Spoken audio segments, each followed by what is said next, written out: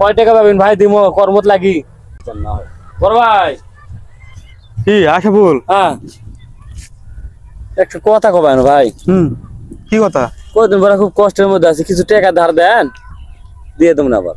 তোকে আগে জেলা পাবো এগুলো তো দিস না। আরে ভাই তুমি বড় আমি ছোট, দিমো তো কর্মত লাগিয়ে দিমো, সমস্যা কি?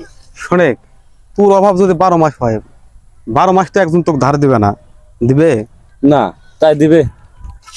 তুই যদি পরিশ্রম করার পরে যদি তোর যদি অভাব হতো, যে না তুই প্রতিনিয়ত কাজ কাম করেছ, তারপরে তোর অভাব পুরো যাচ্ছে না, সংসার চালাতে হিমশিম যাচ্ছে, তোর ধার না তোর এমনিতেই দিতাম না। খাক আত্মীয় স্বজন টাকা পয়সা থাকলে খাবেই, হ্যাঁ ওর কেউ হক আমার দ্বারা যদি কেউ ভালো থাকে। তুই যদি এখনই যদি কিছু টাকা দিই, তুই টাকা লিয়ে যা কি করবি? ওই বসে থেকে কয়েকদিন খেয়ে দেয় পুরে ফেলবি। ওই টাকা লিয়ে যা তুই কোনো কাজে লাগাতে পারবি না। যে আমাকে 10 টাকা দিল, ওই 10 টাকা একটা কোনো কাজে লাগায় 1 টাকা লাভ করে ওই লাভের 1 টাকা খামো। তোর তো এই সিস্টেমটা নাই।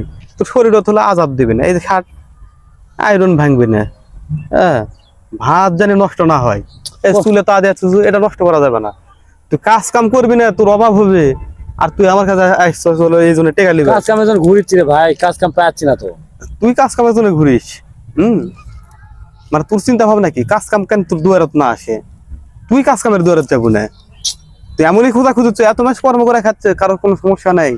এই তুর্কের মতো কিছু কিছু ভাদাইমা আছে, এরকেই খালি সমস্যা। তবে তুর্কের মতো ভাদাইমাকে আমি হলে 1 পয়সা দেওয়া সহযোগিতা করে পারবো না। মন খারাপ করলেও কিছু করার নেই, এরকম আত্মীয় স্বজনেরও দরকার নেই। তুই যদি ভালো লাগলে এমনিতে এক বেলা যা খায় আয়, এর চাইতে বেশি কিছু এমনি না। পেট ভরে গেছে ভাই, তোমার অপমান শুনে পেট ভরে গেছে ভাই। এটা যদি তোর কাছে অপমান মনে হয় তো কিছু করার আমার নাই। শার্টের ভাঁজ দেখলেন, চশমা দেখলেন, ঘড়ি দেখলেন, কয় টাকা পাবেন ভাই দিমো কর্মত লাগি।